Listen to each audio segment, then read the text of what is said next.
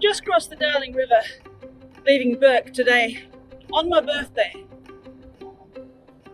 And it's been a pretty good day so far. It's a beautiful morning. I was gifted with a newly surfaced flat tarmac road. After the recent rains, the bush was vibrant with new growth and was a mass of yellow wattle flowers. Well, I've just done 30k so far this morning out of Bourke and crossed over the Darling River, and quite incredible, that river, because to think it's 3,500 kilometres later it's going to end up into the Murray and then into the Southern Ocean. The further west I travelled, the more remote it was becoming. The term back of Bourke is an Australian colloquial phrase referring to somewhere far, far away. After 111 kilometres of Arrow Strait Road, we found a spectacular bush camp.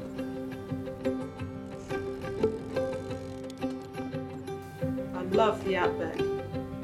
Its red sand and gnarly woodland sprinkled with colourful wildflowers, the big star-filled sky and the sounds of a crackling campfire.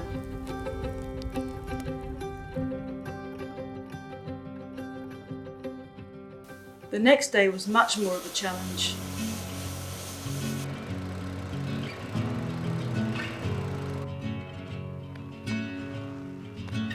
I soon hit roadworks, then the gravel, which in turn degraded into long stretches of sand and corrugations.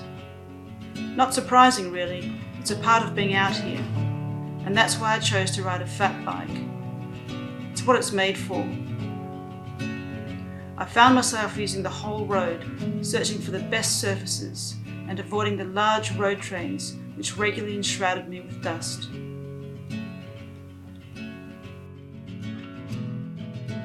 Wannerong is about halfway between Bourke and Tibooburra. It's a tiny little town with a population of about 40 people. Wannerong, here we are. It's a small town. Wasn't expecting any more, but the very cool thing is we've got the campsite to ourselves.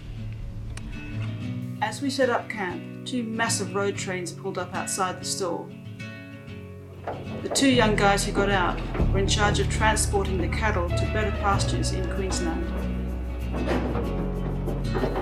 These guys were real characters and typify what brings travelling through the outback to life.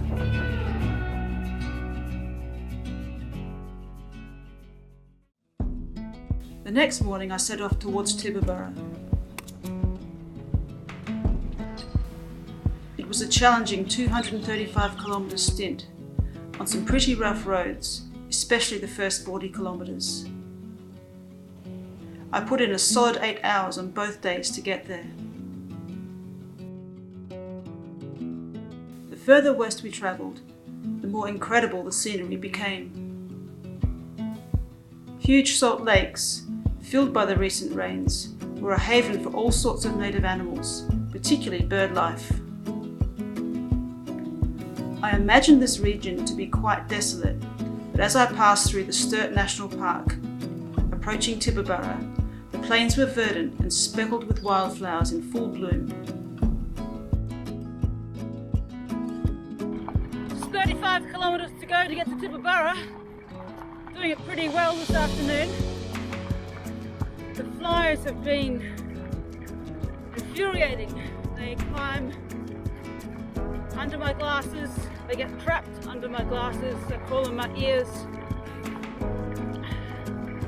So just to get a little bit of respite, I put my very handy neck gaiter over my mouth and sometimes over my ears. It was tough going, but riding into the setting sun each day was truly spectacular. Almost there. Just got to the town boundary, just 3k's to go into town on a tarmac road. Looking forward to a day off the bike, catch up again.